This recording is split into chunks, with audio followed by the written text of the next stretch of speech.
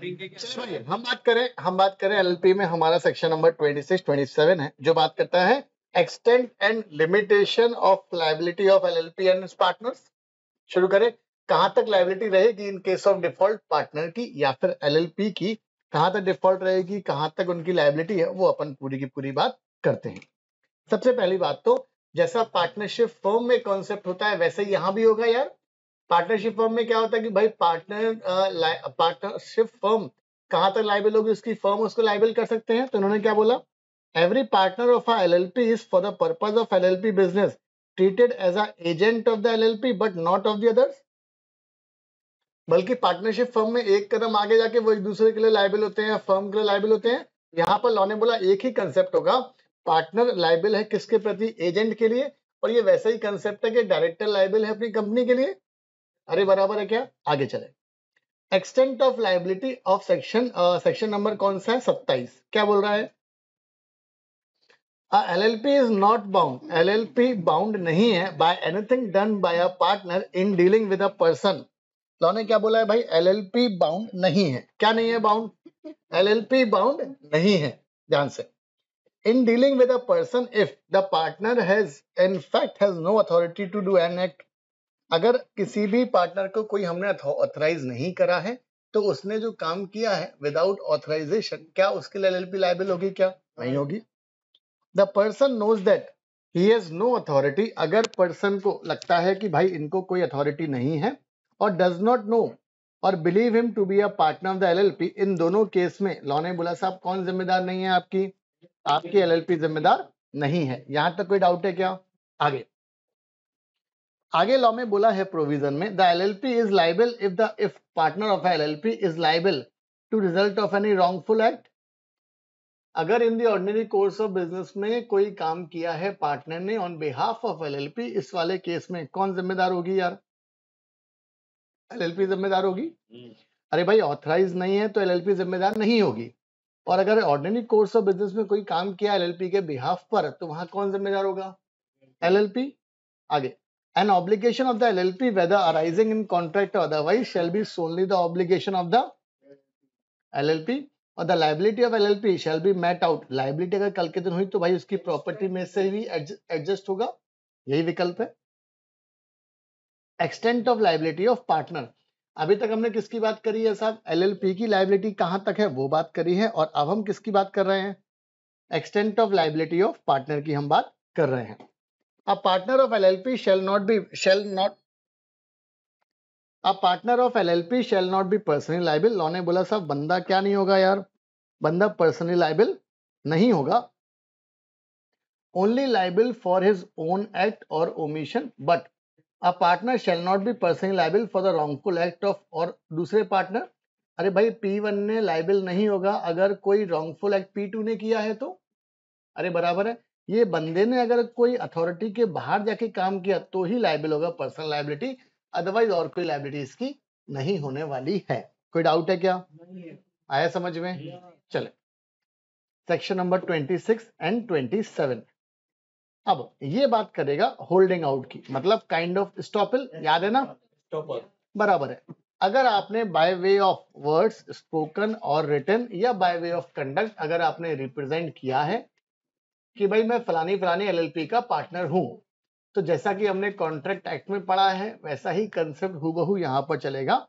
Any person who by words spoken और written और by way of conduct, अगर वो रिप्रेजेंट कर रहा है खुद को और knowingly represent himself to be represent to be the partner in the LLP, law ने बोला बंदा लाइबल है।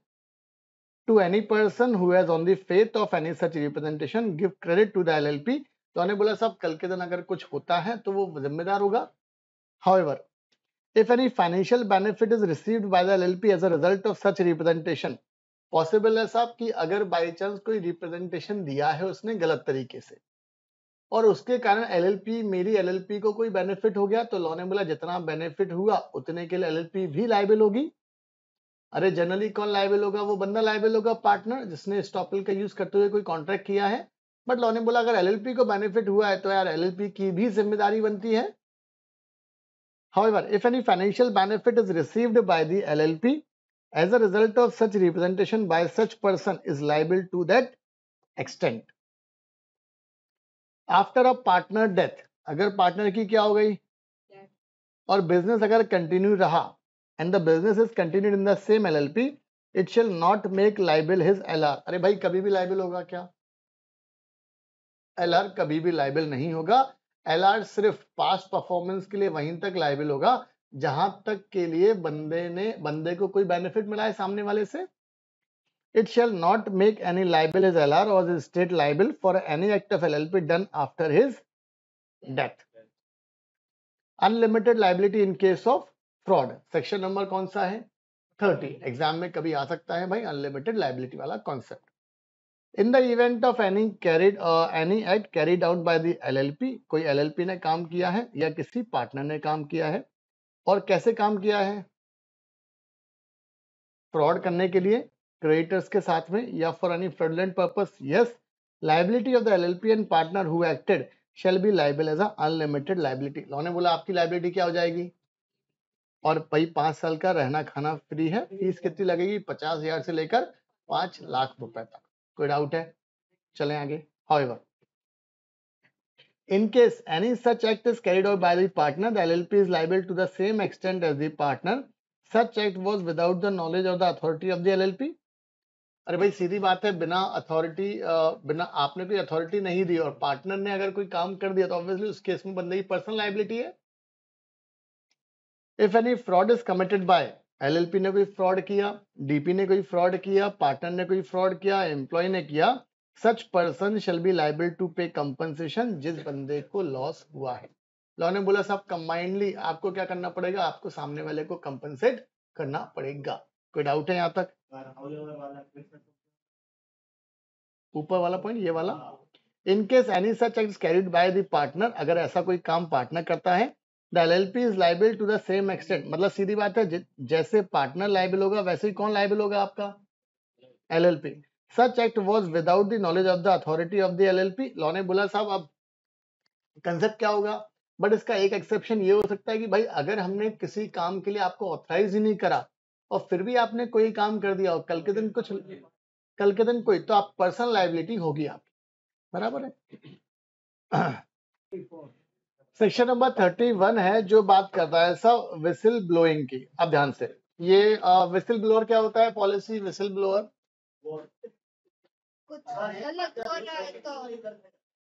बराबर वही होता है बेसिकली विसिल ब्लोअर पॉलिसी।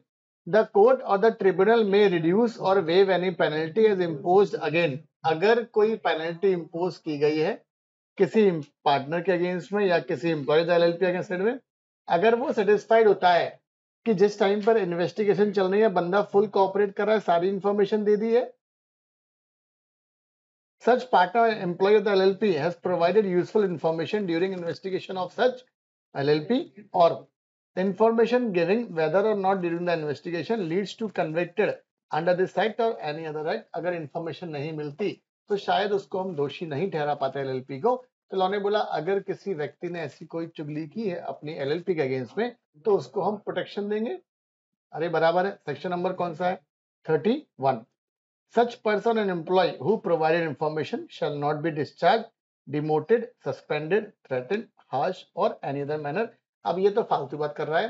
इन्होंने बोला भाई एलएलपी ने आप पार्टनर ने एम्प्लॉय ने आपकी एलएलपी के अगेंस्ट में वो पर्टिकुलर इन्वेस्टिगेटिंग ऑफिसर को इंफॉर्मेशन दे दी, और नीचे वाले पॉइंट में क्या बोल रहा है कि ऐसे व्यक्ति को आप ना तो डिमोट कर सकते हो, ना ही आप बाहर निकाल सकते हो अपनी कंपनी से, ना ये कर सकते वो कर सकते। अरे तो उसको रखेंगे क्या? बट ठीक है, लॉ में बोल दिया, ये पागल है ये, राइट। आगे कंट्रीब्यूशन सेक्शन नंबर कौन सा है यार? 32। फॉर्म ऑफ कंट्रीब्यूशन, आप किसी भी तरीके का कंट्रीब्यूट कर सकते हो आप। A contribution of a partner may consist of tangible assets, movable assets, immovable, intangible property. Their contribution should be discharged in the LLP agreement। अरे बराबर है क्या? आपको ये कहां पर लिखना है? एलएलपी एग्रीमेंट में लिखना है। ऑब्लिगेशन टू कंट्रीब्यूट सेक्शन कौन सा है? A creditor of the LLP for any delegation as defined in a LLP agreement without notice of any compromise between the parties may enforce the original obligation against any partner. Law ने बोला साहब creditor आपके against में case file कर सकता है। आया समझ में? The obligation to contribute determine as per the. अच्छा, कल के दिन वाइंडिंग अप हुआ तो क्रेडिटर आ गया पैसे मांगने के लिए, तो लॉ ने बोला कितने पैसे कौन देगा, ये कौन कैसे डिसाइड होगा? एलएलपी एग्रीमेंट के थ्रू, क्योंकि उसमें लिखा होगा कि भाई कल के दिन अगर वाइंडिंग अप हुआ और कुछ पेमेंट की रिक्वायरमेंट, तो किस रेशियो में हमें पेमेंट करना है, वो सब कुछ कहाँ गवर्न होगा? एलएलपी एग्रीमेंट में। फाइनेंशियल डिस्क्लोजर्स,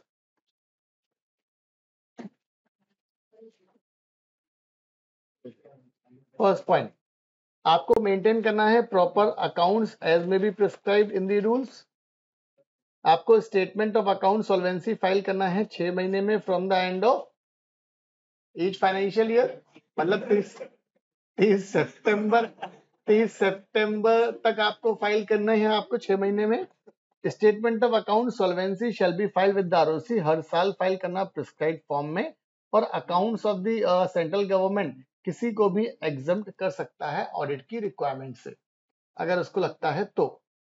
कौन कौन से बुक्स ऑफ अकाउंट मेंटेन करने पड़ेंगे? तो लॉ ने बोला भाई proper books of account maintain करो। Related to the affairs for each year on a cash basis shall maintain the same. और कहां पर रखना है आपको बुक्स ऑफ अकाउंट मेंटेन करके? रजिस्टर ऑफ, मतलब वो बैलेंस शीट पेनल बनेगा आपका। Statement of account solvency every LLP को 6 महीने from the end of financial year तक आपको देखो फाइल करना पड़ता है। अच्छा, कंपनी के केस में एओसी 4 फाइल करना पड़ता है बैलेंस शीट के लिए। क्या फाइल करना पड़ता है? यहां पर फाइल करना पड़ता है एलएलपी 8 वाला फॉर्म। कौन सा फॉर्म? एलएलपी 8 फाइल करना पड़ता है, बराबर है। 6 महीने से 30 अक्टूबर तक आपको फाइल करना पड़ेगा। फिर से बोलो।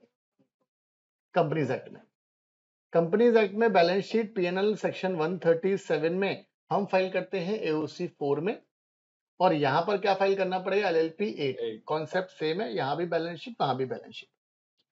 अगर नहीं फाइल करा, दिक्कत वाली चीज है भाई, 100 रुपए पर डे, मैक्सिमम 1 लाख रुपए एवरी डीपी। 100 रुपए per day, maximum up to 50,000 की पेनल्टी हम लगा देंगे। आया समझ में? फिर से बोलो। मैडम लिखा है यहाँ पर कैश बेसिस, बट नॉर्मली सब क्या फॉलो करते हैं? अक्रूवल बेसिस ही अकाउंटिंग फॉलो करते हैं। Penalty for non maintenance of accounts 25,000 LLP के ऊपर, एक्सटेंड अप टू 5 लाख, और डीपी के ऊपर 10,000 से 1 लाख। ये पेनल्टी याद रखने की जरूरत नहीं है। अब याद रखना यार, जिस तरीके से कंपनी में 2 डॉक्यूमेंट फाइल होते हैं हर साल, जिसको हम बोलते हैं आरओसी फाइलिंग।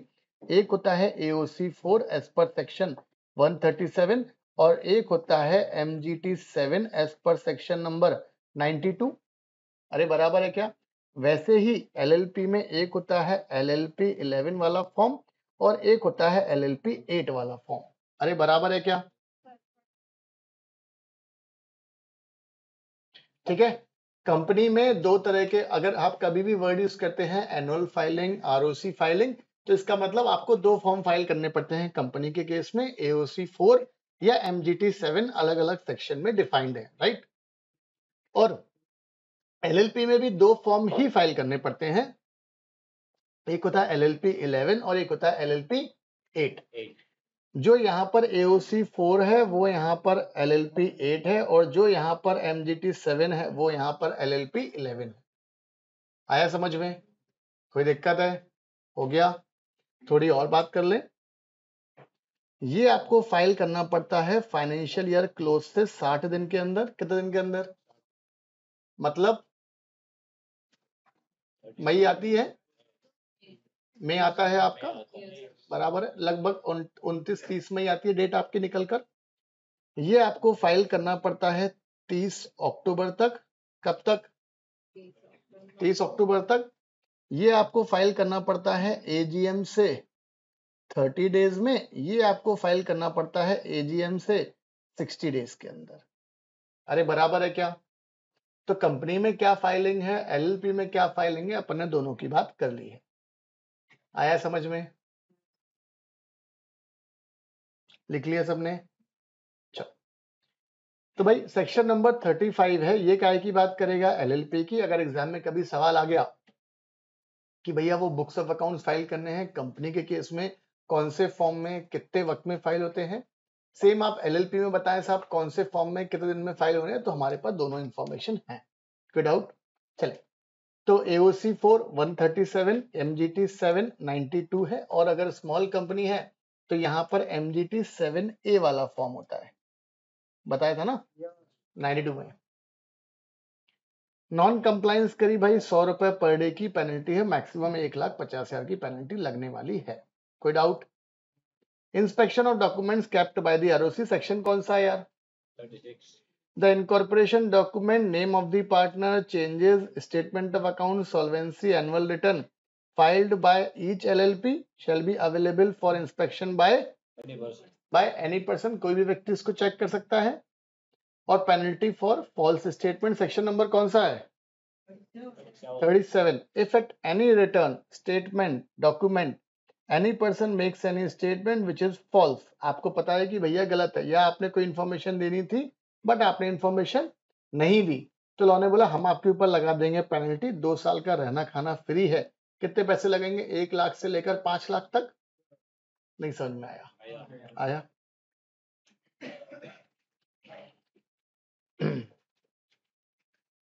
कंपाउंडिंग वाला ज्यादा काम का है, 38 वाला ज्यादा काम का नहीं है। Power of ROC to obtain information, section कौन सा है?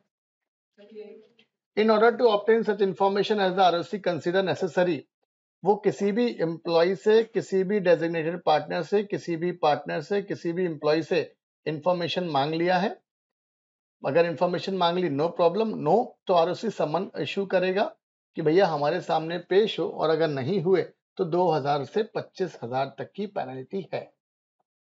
ठीक है, अब समन,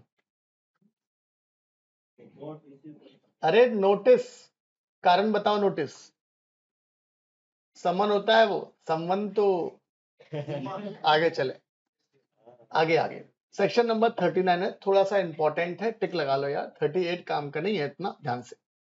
हेडिंग क्या दी गई है यार?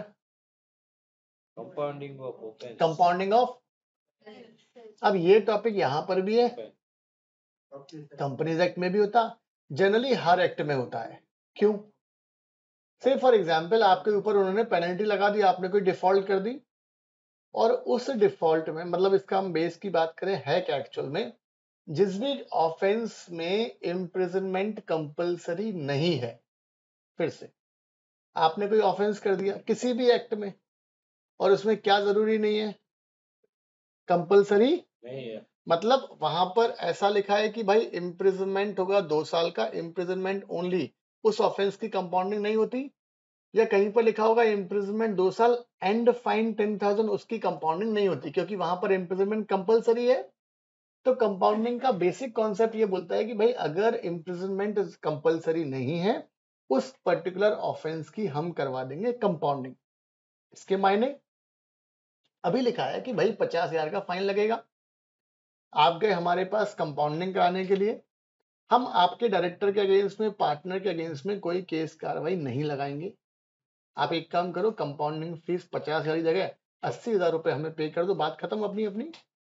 ये होता है बेसिक फंडा कंपाउंडिंग का। प्रैक्टिकल लाइफ में जाओगे तो वहां पर नाम सुनोगे, भैया हमें ऑफेंस का कंपाउंडिंग कराना है, कंपाउंडिंग एप्लीकेशन फाइल करनी है, समझ जाना यार पैसे आने वाले हैं। अरे डायरेक्टर ने क्या बोला, निपटाओ मुद्दा, हमें फालतू का नाटक नहीं चाहिए, केस कार्रवाई का, नोटिस वोटिस का। अपन ने बोला ठीक है 1.5 लाख लगेंगे, अरे बराबर है क्या। आगे चले, कंपाउंडिंग ऑफेंसेस, सेक्शन कौन सा है यार?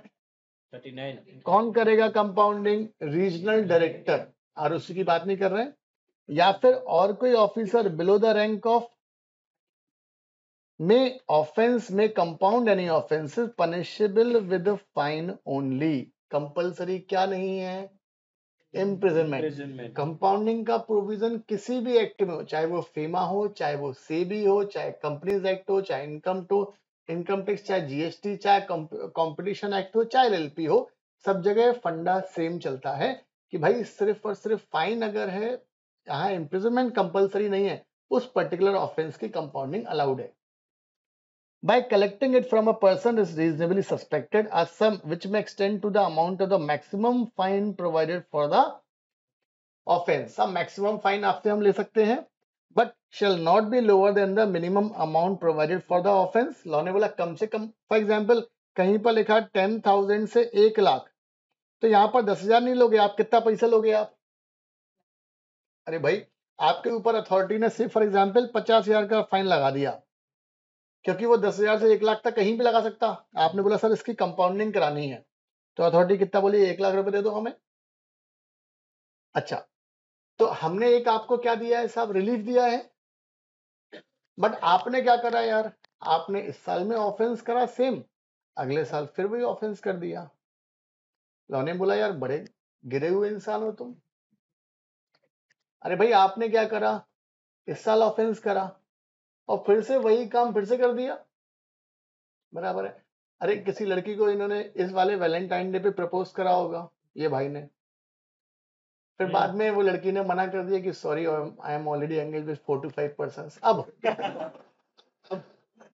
अब अब अब अब अब अब अब अब अरे भाई अब मुद्दा क्या है यार, ये आदमी ने अगले साल जाके फिर वही सेम काम किया, बराबर, तो उनका जवाब फिर से सेम आया विद द न्यू पर्सन। अब लॉ ने बोला है कि भाई आपको बार बार इररिलेवेंट आउट है आपको बार बार ऑफेंस नहीं करना है। लॉ ने बोला एक बार अगर आपने किसी ऑफेंस के लिए कंपाउंडिंग करवा ली है, भैया कम से कम 3 साल का गैप करो। क्या एक ही लड़की को बार बार तुम प्रपोज करने जा रहे हो, और भी तो विकल्प है लाइफ में। स्किप करो, इग्नोर करो, स्किप करना स्किप अच्छा, भी कर सकते हैं सर। इग्नोर करने में फील आता है, स्किप करने में मजा नहीं आता, क्यों भाई? अरे बराबर है क्या, दोनों में बहुत डिफरेंस है। हाँ बेटा बोलो, डाउट नहीं है ना, होना भी नहीं चाहिए। अरे भाई सुनो, याद रखना मैक्सिमम ऑफेंसेस, मैक्सिमम जगह जहां ऑफेंसेस की कंपाउंडिंग लिखी है वहां पर सेकंड पॉइंट ये भी लिखा है कि भैया सेम। क्या हो गया बेटा, कोई डाउट है इमरान?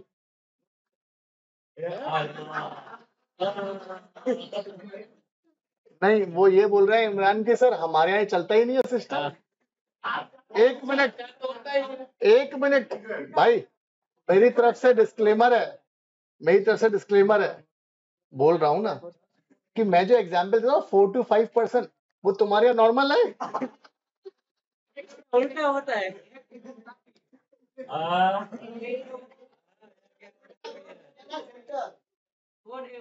नहीं ये बोल रहा है एक है तो सेफ है, हैं? एक होगी तो एक का ही मार खाना पड़ेगा ना। एक है तो काफी है, हम लोग क्या एक है बहुत ज्यादा है। देखा भाई, देखा ये होता है इंडिया में, एक बार आप धर्म अपना लो आपके अंदर फीलिंग आती है हिंदू वाली, ध्यान से, परफेक्ट। चलो बस बहुत हो गया वो क्या बीच बीच में बच्चों को थोड़ा वैसा लगता है, तो भाई हमारी ऐसी कोई इंटेंशन नहीं है।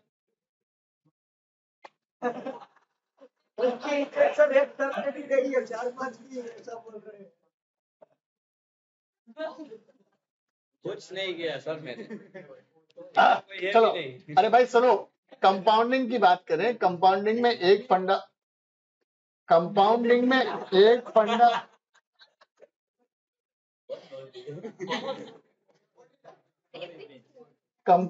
में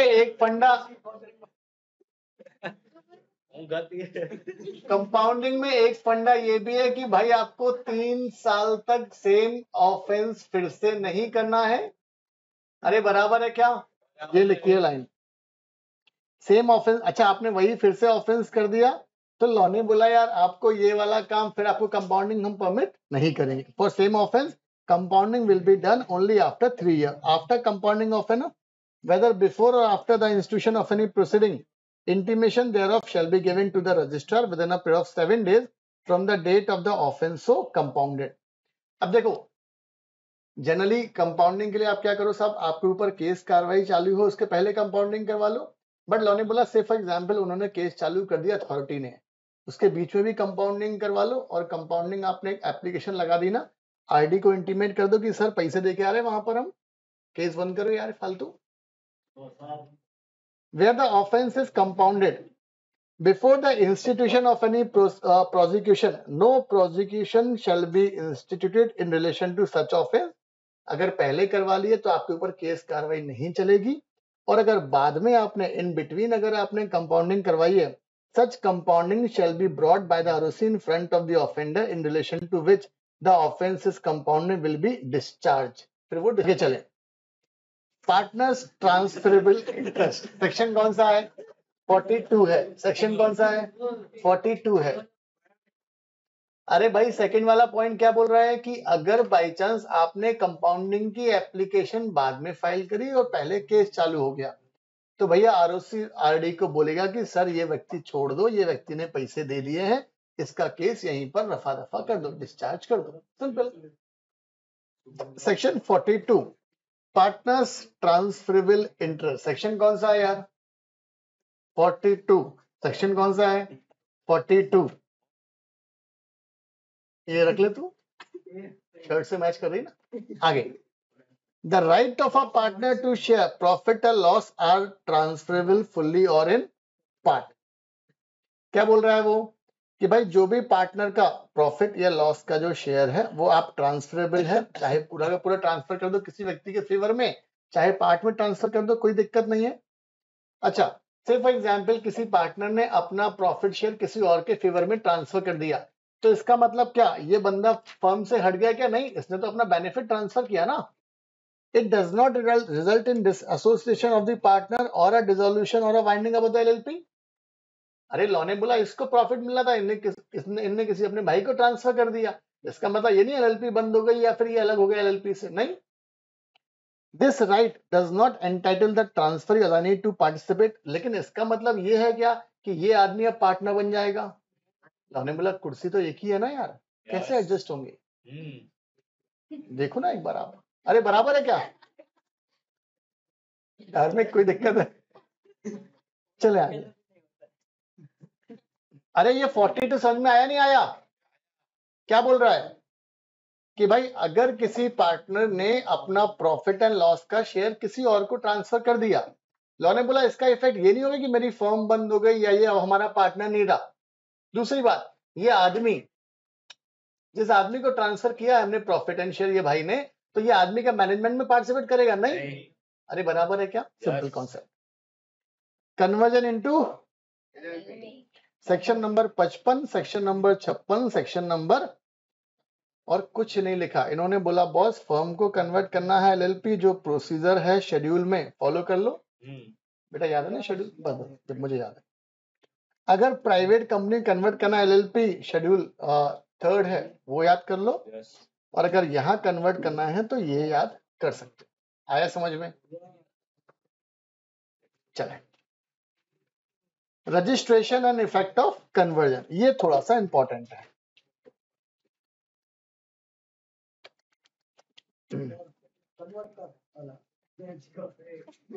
the ROC on satisfying that कोई फर्म है, कोई प्राइवेट कंपनी, कोई अनलिस्टेड पब्लिक कंपनी जिसने एक्ट के प्रोविजन का, रूल्स का कंप्लायंस कर लिया है, उसको क्या इशू कर देंगे हम? एलएलपी का सर्टिफिकेट ऑफ इनकॉर्पोरेशन। यस, कर दिया है तो एलएलपी इंटीमेट करेगी पुराने वाले आरओसी को, कंपनी वाले आरओसी को, और respective of sorry registrar of firm, ये रजिस्ट्रार है, registrar of firm as the case में भी within 15 days from the date of his registration. अरे बराबर है। से for example private company LLP में कन्वर्ट हो गई तो क्या होगा? तो लॉ ने बोला यार वो एलएलपी किसको इंटीमेट करेगी? आरओसी को, पुराने वाले आरओसी को, प्राइवेट कंपनी वाले आरओसी को, कि भैया हम कन्वर्ट हो चुके हैं और हमारा नाम हटा देना वहां से, अब हम क्या बन गए? अपने एलएलपी बन गए हैं। आगे चले। यस, ये अपन कर चुके हैं बहुत पहले काम है। The partner of the firm or shareholder of a private company or unlisted company bound to follow the respective schedules, second, third, fourth, as the case may be, जो भी है। Effect of registration, क्या बोल रहा है? Registration का effect क्या होगा? There shall be LLP by the name specified in the certificate of registration, मतलब COI में आपका नाम रहेगा, सारी की सारी प्रॉपर्टी कंपनी की फर्म को एलएलपी को ट्रांसफर, अरे बराबर है। द फर्म और the company as the case में be shall be deemed to have been dissolve. पुरानी वाली को हम क्या मानेंगे कि भाई वो डिसॉल्व हो गई, बंद हो गई वो। फॉरेन एलएलपी सेक्शन नंबर कौन सा है? 59।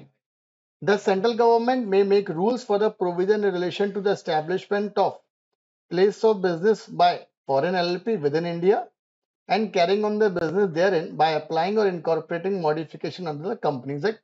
लोगों ने बुलाया साहब आप सेंट्रल गवर्नमेंट को अप्लाई करो, सेंट्रल गवर्नमेंट इनके लिए रूल फ्रेम कर सकती है अगर आपको बिजनेस करना है कोई एलएलपी वाला। अब भैया ये वाले पॉइंट पे टिक लगाओ, कॉम्प्रोमाइज वाले पे शुरू करें। कॉम्प्रोमाइज एंड अरेंजमेंट, सीधी बात है सब एलएलपी के अंदर झगड़ा हो रहा है। क्या हो रहा है? पार्टनर्स के बीच में झगड़ा हो रहा है। तो लॉ ने बोला अब क्या होगा यार, किसको राइट है, क्या करेंगे हम, वो सब चीजें हैं।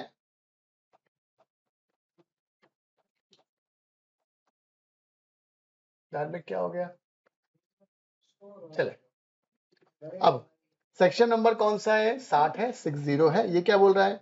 Where a compromise or arrangement is proposed between a LLP and its creditor। अरे भाई किस किस के बीच झगड़ा है? LLP और creditor। या फिर LLP and its partner, इनके बीच झगड़ा है।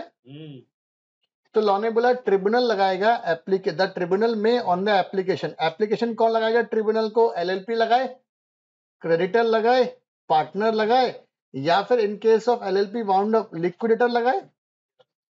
अरे भाई कंपनीज एक्ट में हमारे पास सेक्शन एक 230 है, वो भी सेम लाइन की बात करता है कि अगर कंपनी में झगड़ा है तो एप्लीकेशन कौन लगाएगा? यही 4 बंदे लगाते हैं वहां कंपनी आएगा।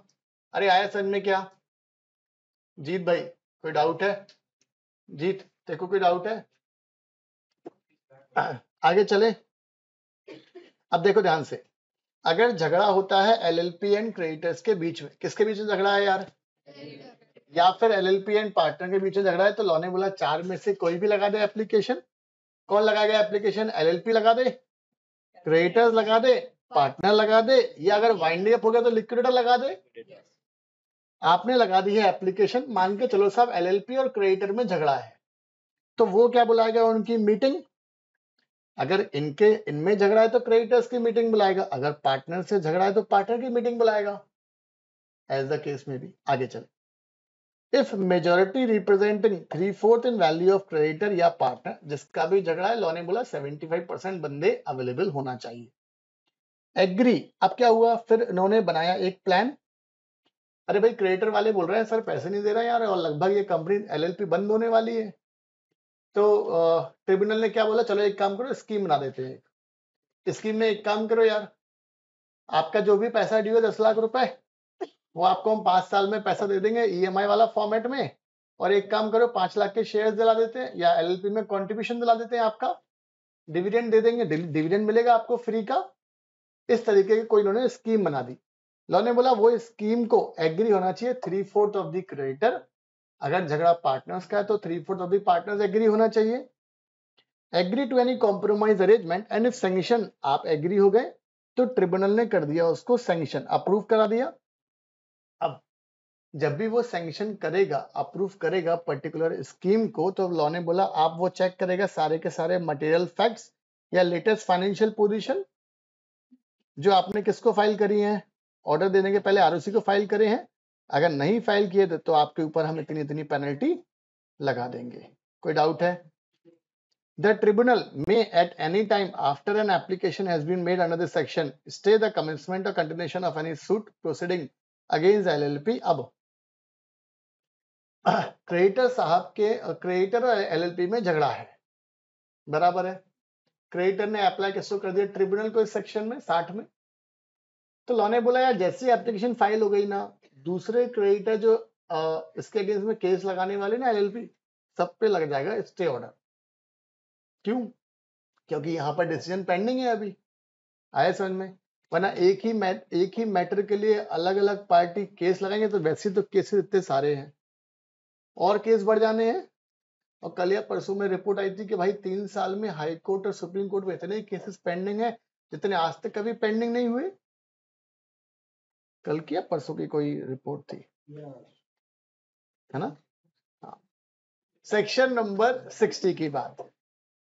यस तेरे नहीं जो भाई बोलता है। ना पढ़ power of tribunal to enforce compromise arrangement, section number कौन सा है यार?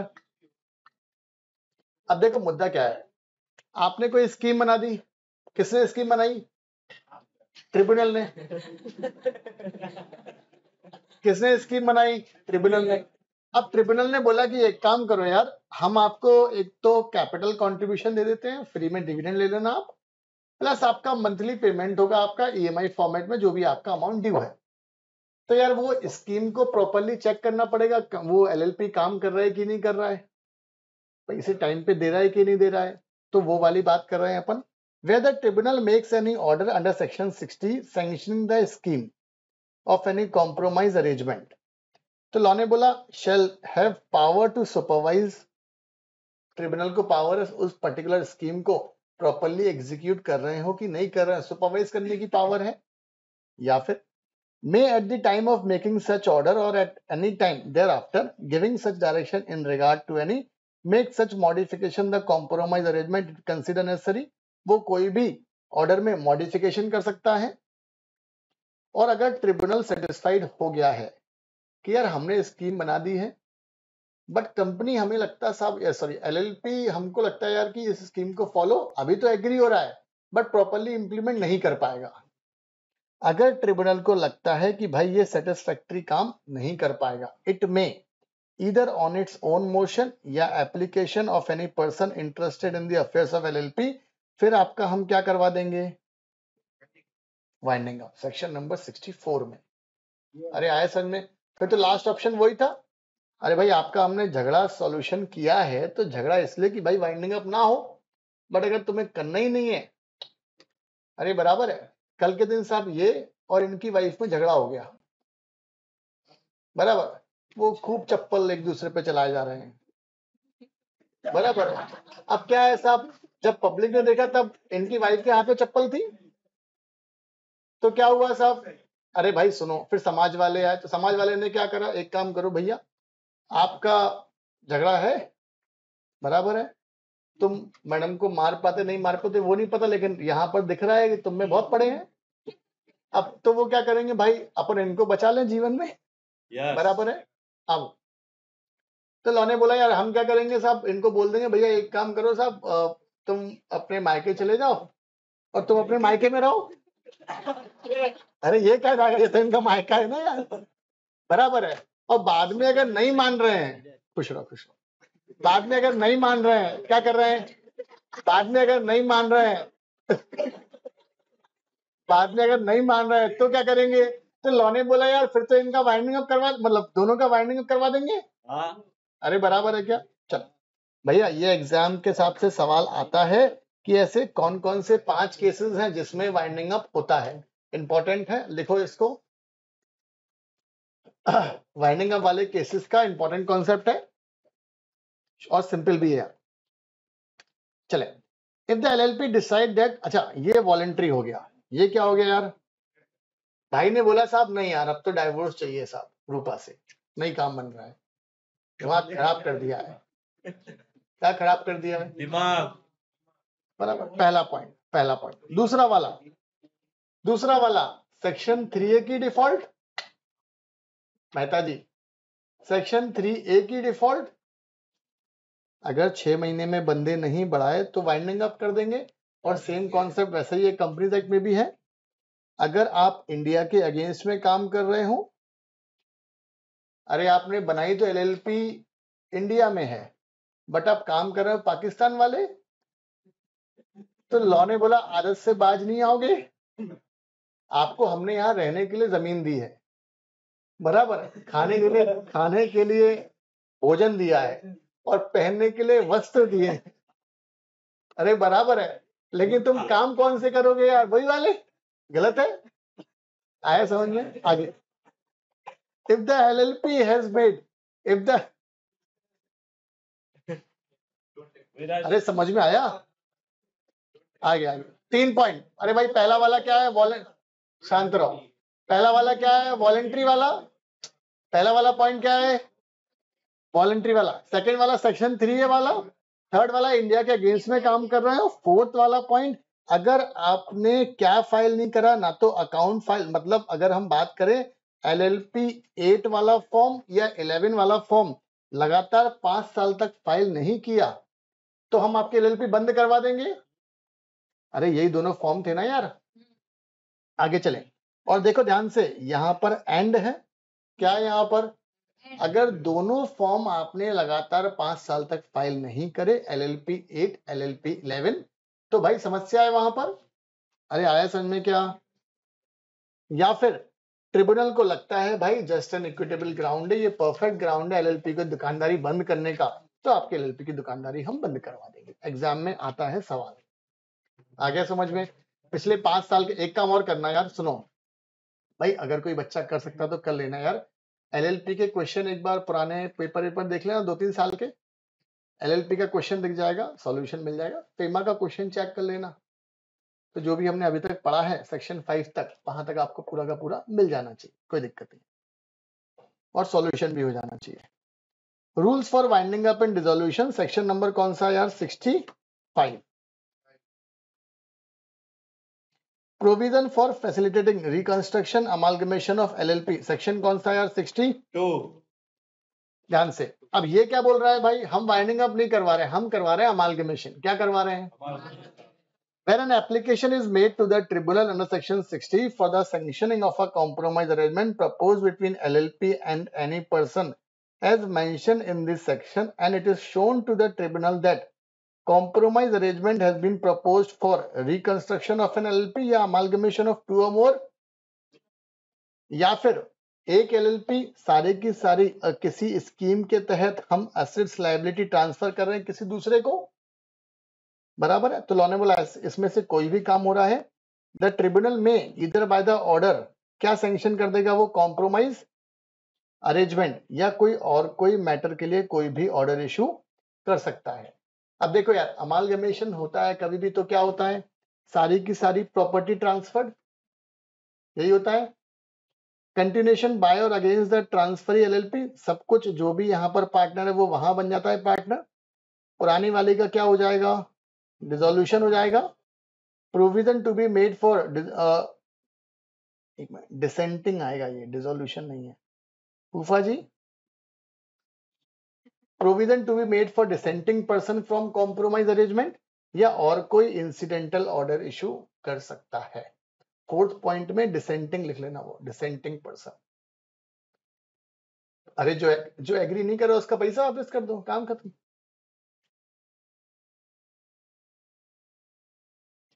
Tribunal will sanction a scheme of compromise arrangement only after receive a report from the ROC की भाई कंपनी के कामकाज सही नहीं चल रहे हैं पब्लिक इंटरेस्ट में, तो ही आपका हम ये काम करने वाले हैं। LLP फाइल करेगी ऑर्डर को 30 दिन के अंदर जब से ट्रिब्यूनल ने ऑर्डर दिया है, और अगर कोई भी डिफॉल्ट करी तो ये पेनल्टी है जमाने भर की, वो आपके ऊपर पेनल्टी लगने वाली है। कोई डाउट? हाँ Continuation by or against the transfer. Madam, concept क्या है आपका, जैसे आपके पास लीगल प्रोसीडिंग कोई पेंडिंग है, या जो पुरानी वाले के डेटर क्रेडिटर थे वो सब खत्म थोड़ा ना हो जाएंगे, वो सब कैरी होंगे नए वाले पर। चाहे लिटिगेशन हो, चाहे आपका डेटर क्रेडिटर हो, चाहे कोई भी बैलेंस हो, वो सब यहाँ कवर होगा। Against the transfer. आपने केस लगाए थे या आपके ऊपर केस लगे थे, सब चीजें। For this order tribunal will receive a report from the official liquidator based on the scrutiny of books of account that the affairs of the LLP proper नहीं चल रहे हैं पब्लिक इंटरेस्ट में, तो हम आपकी दुकानदारी को मर्ज करवा देंगे। आया समझ में? आगे miscellaneous provision, business transaction of the partner with LLP। अब पार्टनर में, अच्छा पार्टनर क्या कर सकता है भाई, LLP को पैसे दे सकता है, और उनको वही राइट रहेंगे जैसे कि आपने लोन लिया है बाहर वाले से। Application of provision of companies act section 67, the central government may by notification the official gazette direct that companies act का कोई भी प्रोविजन किस पर अप्लाई होगा, या फिर अप्लाई होगा विद सम एक्सेप्शन, मॉडिफिकेशन के साथ में अप्लाई होगा, अरे बराबर है क्या? ये क्या बोल रहा है कि भाई कंपनीज एक्ट के हम किसी भी सेक्शन को एलएलपी के ऊपर लगा सकते हैं। लॉ ने बोला ऐसे डायरेक्टली नहीं लगता, उसके लिए आपको क्या करना पड़ेगा, ये आपको प्रस्ताव रखना पड़ेगा पार्लियामेंट में जब वो सेशन में होगी, बराबर है, for a total period of 30 days. इसका मतलब ये है कि से फॉर एग्जाम्पल फरवरी के महीने में आपका 5 दिन चली पार्लियामेंट, मार्च में 10 दिन चली आपकी, और फिर बाद में 15 दिन चली अप्रैल में, टोटल 3 महीने में 30 दिन चली, तब कभी भी रख सकते हैं आप ये matter. 30 days parliament in session, बराबर है, चाहे एक सेशन हो या एक से ज्यादा सेशन में चली हो। If before the expiry of the session, immediately following the session or a successive session aforesaid, दोनों हाउस एग्री होना चाहिए in disapproving the issue of notification, और बोथ, मतलब सीधी बात है, लोकसभा राज्यसभा दोनों अप्रूव करें या दोनों रिजेक्ट करें, तो ही आपका वो आप कंपनीज एक्ट के प्रोविजन किस पर लगा सकते हैं, एलएलपी पर। अरे आया समझ में क्या? आज तक तो ऐसा कोई प्रोविजन उन्होंने नहीं इश्यू करा। मतलब इसका मतलब ये है ना कि देखो यार, एक चीज, एक रिजोल्यूशन लाकर आपको वो एलएलपी एक्ट में अमेंडमेंट नहीं करना पड़ेगा। जैसे अगर प्रैक्टिकल लाइफ में बात करें तो कंपनीज एक्ट में बहुत सारी रिस्ट्रिक्शन है कि आप डायरेक्टर को लोन नहीं दे सकते, ये नहीं कर सकते, ये करना है तो ये फाइलिंग करो, ये करना है तो ये फाइलिंग करो, बट एलएलपी में ऐसी कोई रिस्ट्रिक्शन आज की डेट में नहीं है। तो बहुत जने एलएलपी इसलिए बनाते कि भाई रिस्ट्रिक्शन कम है, लेकिन कल के दिन अगर गवर्नमेंट को लगा कि यार वो सेक्शन 90 का मिसयूज एलएलपी में बहुत हो रहा है, beneficial owner, significant beneficial owner, तो वो एक दिन में रेजोल्यूशन पास करके वो एज इट इज वहां का यहां लगा देंगे और फिर आपको फॉलो करना पड़ेगा। Enhancement punishment in case of LLP partner DP commit any offense, the LLP or partner or DP shall for the subsequent or second offense be punishment as provided, but in the offense for the which fine is prescribed either along with or exclusive of punishment। अब ये क्या बोल रहे हैं, ये हमारे companies act में भी है, सेक्शन नंबर याद है कौन से वाला, शायद 451 ऐसा कुछ है हमारे पास। आपने ऑफेंस कर दिया, फिर से वही ऑफेंस कर दिया, तो लॉ ने बोला यार हम परेशान हो गए इस आदमी से, तो क्या करो भाई, वहां पर लिखा ना 1 लाख पनिशमेंट, हम 2 लाख रुपए लगा देंगे इनहेंसमेंट पनिशमेंट। मतलब उस पर्टिकुलर सेक्शन में, अरे व्यक्ति कोई मान ही नहीं रहा है, बार बार ऑफेंस करता है, तो लॉ ने बोला फिर आपके लॉ में पावर दी गई है कि भाई हम डबल पनिशमेंट लगा सकते हैं। और सेक्शन नंबर 69 क्या बोल रहा है, payment of additional fees, any document return required to be registered file, law ने बोला वो आपको फाइल करना है। एडिशनल फीस मतलब वो 100 रुपए पर डे वाला सिस्टम आ गया। चलो ये हमारा पूरा का पूरा डिस्कशन है काय का, एलएलपी का। बहुत सारे टॉपिक्स हैं जो शायद काम के नहीं है, बट बहुत सारे टॉपिक में से एग्जाम में सवाल आता है, ठीक है। अगर एक बार मॉड्यूल लेकर आए तो एक बार मैच कर लो एलएलपी